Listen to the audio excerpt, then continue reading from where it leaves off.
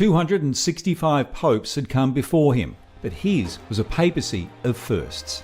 The first pope from the Americas, the first pope from the Southern Hemisphere, the first Jesuit in the role. Born in Buenos Aires in 1936, Jorge Mario Bergoglio was the son of Italian migrants who escaped fascist Italy. His father worked on the railways. He was a born fighter. When he was 21, an infection meant part of his lung had to be removed. Jorge graduated as a chemical technician. His first jobs were as a janitor and a bar bouncer before choosing the path to the priesthood. He was ordained in 1969. He became Archbishop of Buenos Aires. And in 2001, he was made a cardinal by Pope John Paul II. He held several key administrative positions before, in 2013, at the age of 76, his fellow cardinals elected him leader of the world's 1.3 billion Catholics.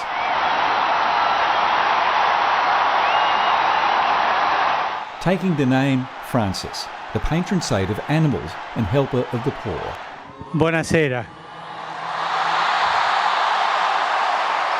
He set the tone early. On the night he was elected, he passed up a ride in the papal limousine and travelled on a bus back to his hotel and chose to stay in a simple apartment, passing up the much larger official residence, saying, "I can't live here, I would die.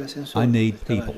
Pope Francis shunned the lavish regalia of his predecessors and preferred the common touch. I think a lot of people that was very far away from the church returned to the church because this man can speak in a very simple way to everybody. His mission was to transform the long-standing conservative image of the Catholic Church. He spoke out for society's most marginalised and called for urgent action on climate change. In 2016, he gave priests the power to forgive women who undergo abortions. He was hell-bent on rooting out corruption in the Vatican's finances and dealing with the horrific legacy of child sex abuse within the Church. And he took his message around the world. A strong advocate for interfaith discussions, he visited more than 60 countries. His travels documented in an award-winning production. The pandemic couldn't stop him. War, the only barrier, leaving him to pray for the victims of the Russian invasion of Ukraine, and it brought him to tears. Pope Francis gained a reputation for being approachable and down to earth, often described as the People's Pope, the Pope of the 99%.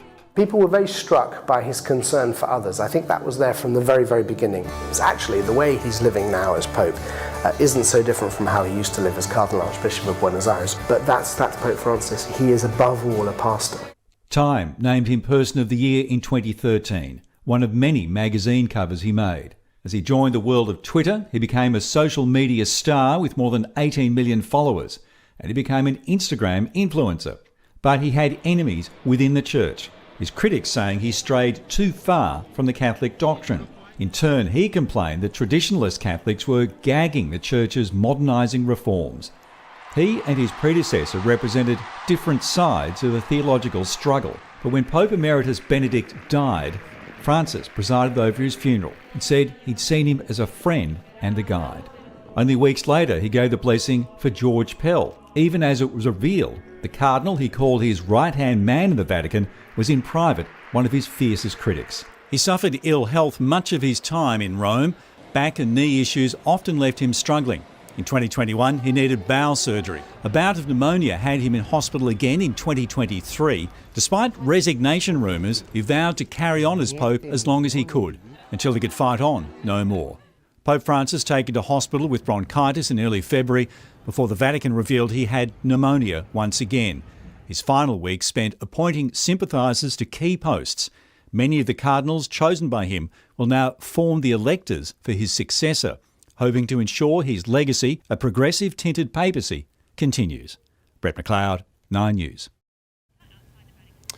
OK, so we are covering the death of Pope Francis, who has died at the age of 88.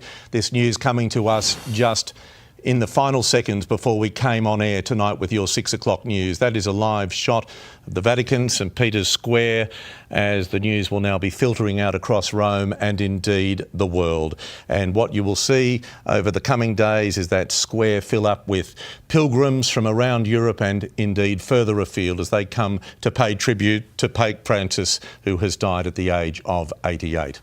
Of course, the death of a pontiff triggers a huge transition for the Catholic Church. After Pope Francis is farewelled, the new head of the Church needs to be appointed in what is truly a deeply symbolic process. The People's Pope has passed, and Catholics around the world are mourning him. During the next few weeks, solemn ancient traditions will play out. The Vatican now enters a 9-day mourning period. Multiple masses will be held.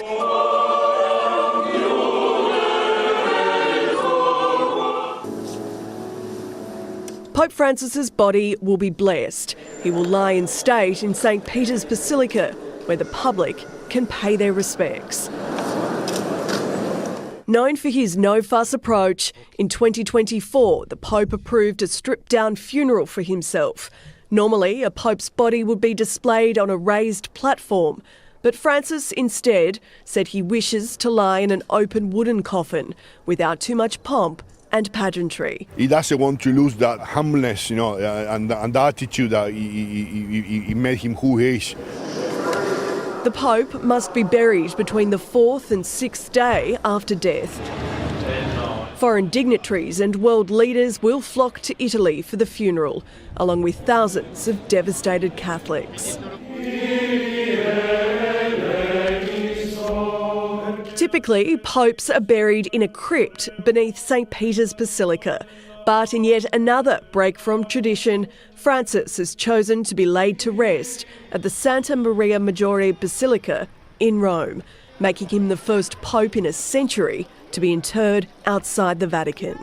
Close to Madonna, where he goes, Holy Mary, where he goes very often, he goes to pray. The period between popes is known as the interregnum. The College of Cardinals oversees the Church's administration, but no significant decisions are made. The process to choose the next person to lead the Catholic Church is known as the conclave and begins 15 to 20 days after the Pope's passing. It's a highly secretive process that unfolds behind closed doors in the Sistine Chapel. This famous phrase is spoken extra omnes, Latin for all out. Cardinals are locked inside and take an oath of secrecy. Only those under the age of 80 are eligible to cast ballots, which will include Australian-based Mykola Baichok, named a cardinal in December 2024, the youngest at the age of just 44. The successful candidate must receive the required 2/3 majority of the vote. The conclave that elected Pope Francis in 2013 took around 24 hours, but others have taken far longer. One in the 13th century took nearly 3 years. There is, however, probably quite a lot of pressure on the cardinals. All the cardinals will feel that pressure to conclude the election fairly quickly, because in an age of 24-hour news cycles, we don't want to be waiting 2, 3, 4 weeks. Once ballots are counted, they are burned in a stove. A second stove burns a chemical which sends a smoke signal through a chimney as the eyes of the world await news. Black smoke means there is no decision. White smoke symbolises the election of a new pope and a new era for the Catholic Church. Jessica Maward, 9 News.